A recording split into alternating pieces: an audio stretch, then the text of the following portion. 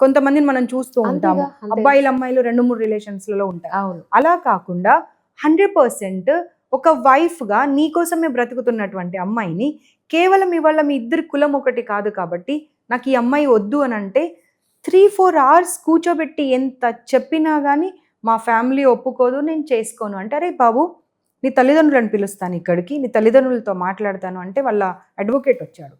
అడ్వకేట్కి చెప్తే కూడా అడ్వకేట్ అనేది వేరు, నీ ప్రొఫెషన్ వేరు, కానీ ఎండ్ ఆఫ్ ద డే నువ్వు ఒక తండ్రివి. అవును కదా, ఒక హ్యూమన్ బీయింగ్. కరెక్ట్.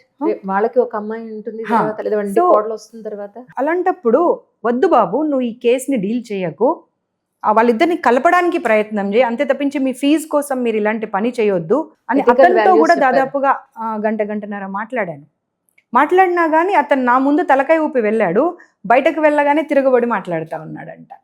సో ఆ కేసులో వాళ్ళని జైలుకి పంపించడం జరిగింది. అతను వాళ్ళ ఫాదర్ జాబ్ చేస్తున్నటువంటి ఆఫీస్కి కూడా మేము కాల్ చేసి చెప్పడం జరిగింది, ఇలా ఇలా ఉంది పరిస్థితి అని చెప్పి. ఇప్పుడేమో అమ్మాయికి జన్మనిచ్చింది ఆవిడ. ఆ అమ్మాయి కోసం ఇప్పుడు ప్రాపర్టీలో రైట్స్ కోసము 100% ఆ అమ్మాయి కష్టపడతా ఉన్నది. మేము సపోర్టివ్గా నిలబడ్డాము.